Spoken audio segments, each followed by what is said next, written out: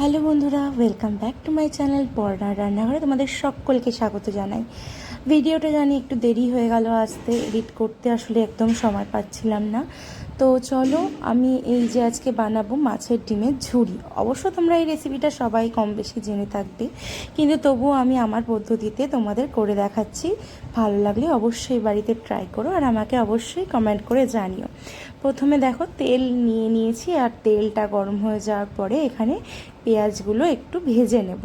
আর পেঁয়াজগুলো সামান্য লাল করে ভেজে নেব, খুব একটা বেশি মানে ভাজা ভাজা করব না, যেহেতু ডিমটাও আমি পুরোটা ফ্রাই করব আর ডিমের সাথে সাথে পেঁয়াজগুলো ভাজা হতে থাকবে, সেহেতু আমি এখানে পেঁয়াজগুলো হালকা ভাজা করে নেব এবং ভালো করে নাড়িয়ে চাড়িয়ে যাতে লেগে না যায়। আর একটু বেশি করে তেল দিয়েছি, এই ধরো 4 টেবিল চামচ মতো।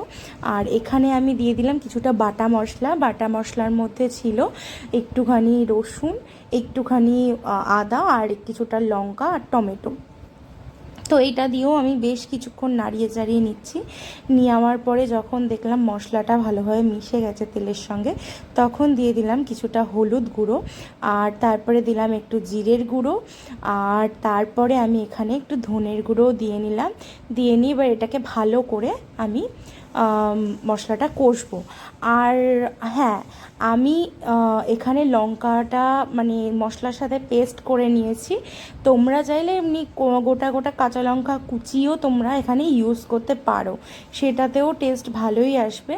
আমার যেহেতু সময় কম ছিল, সেজন্য আমি কি করেছি, আমি একবারে বেটে নিয়েছি মশলা। আর এবার আমি দিয়ে দিচ্ছি মাছের ডিমটা। আর এখানে আমার মাছের ডিমটা 250 মতো ছিল, সেই অনুযায়ী আমি পেঁয়াজ আর মশলা অ্যাড করেছি। তোমরা ডিমের পরিমাণ অনুযায়ী সেটা অ্যাড করবে। আর নুন ঝাল আর এইটাও তোমাদের স্বাদ মতো তোমরা অ্যাড করে নেবে। হ্যাঁ, এবার আমি ডিমটা দেওয়ার পরে 1 সেকেন্ডও এটাকে আমি এমনি ছাড়বো না, এটাকে ভালো করে কষবো মশলার সাথে। আর ভালো করে নাড়িয়ে নাড়িয়ে ডিমটাকে পুরো ফাটিয়ে ফেলবো, যাতে ডিমটা পুরোটা আর কি ঝুড়ি ঝুড়ি মতো হয়, কোনো জায়গায় জমাট বা সলিড যেন না হয়ে যায়। কারণ কি, ডিম জাতীয় জিনিস, সে যে কোনো ডিম জাতীয় জিনিসই কিন্তু সলিড হয়ে যাওয়ার একটা প্রবণতা থাকে, সেজন্য ভালো করে নাড়িয়ে নিতে হবে। বেশ কিছুক্ষণ নাড়ানোর পরে আমি এখানে বেশ কিছুটা চিনি অ্যাড করব। কারণ কি, এই রান্নাটায় চিনিটা একেবারেই অপশনাল না, দিতেই হবে, তাহলে একটু স্বাদটা খোলে। সেজন্য আমি সামান্য কিছুটা চিনি অ্যাড করব। আর যারা চিনি খেতে পছন্দ করো না বা রান্নায় ইউজ করতে পছন্দ করো না, তারা এটা স্কিপও করতে পারো। তো আমার মনে হয় চিনিটা দিলে একটু স্বাদ খোলে, সেজন্য আমি চিনিটা অ্যাড করলাম।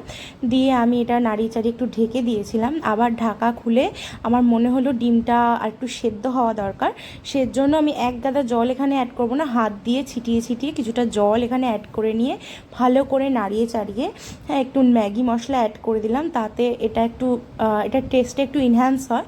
তো তোমরা চাইলে এটা স্কিপও করতে পারো, আবার অ্যাডও করতে পারো, কিন্তু আমার মনে হয় যে ম্যাগি মশলাটা অ্যাড করলে সত্যি একটা ম্যাজিক হয়, যার জন্য আমি অ্যাড করলাম। তো তারপরে আবারও কিছুক্ষণ ঢেকে দেখো দেখো কি সুন্দর তেল ছেড়ে এসে ঢাকা খুলে দেখলাম। আর আমার এই পর্যায়ে রান্নাটা একেবারে ডান। আর আমার মনে হয় যে এটা পারফেক্ট হয়েছে। তো সেজন্য আমি আবার একটু নাড়িয়ে চাড়িয়ে আমি এটাকে সার্ভ করে দেব। হ্যাঁ, তো তোমাদের কেমন লাগলো রেসিপিটা অবশ্যই আমাকে কমেন্ট করে জানিও। আর বাড়িতে অবশ্যই ট্রাই করে দেখো তোমাদের কেমন লাগছে। নিত্য নতুন রেসিপি পেতে আমার চ্যানেলটা অবশ্যই সাবস্ক্রাইব করো, আর পাশে থাকা বেল আইকনটাকেও ক্লিক করে নিও। তো আমাদের বাড়িতে সবাই একটু লেবুর ফ্লেভারটা পছন্দ করে, তাই জন্য আমি নামানোর আগে একটু লেবু অ্যাড করলাম। তোমরা চাইলে এটা দিতেও পারো, স্কিপও করতে পারো, কিন্তু লেবুটা দিলেও মানে স্বাদটা একটু ভাল লাগে। তো আজকের মতো এই পর্যন্তই। দেখা হচ্ছে নেক্সট ভিডিওতে খুব তাড়াতাড়ি। আর ততক্ষণ পর্যন্ত সুস্থ থেকো, ভালো থেকো, বাই, টেক কেয়ার, আর আমার পাশে থেকো। চলো, টাটা।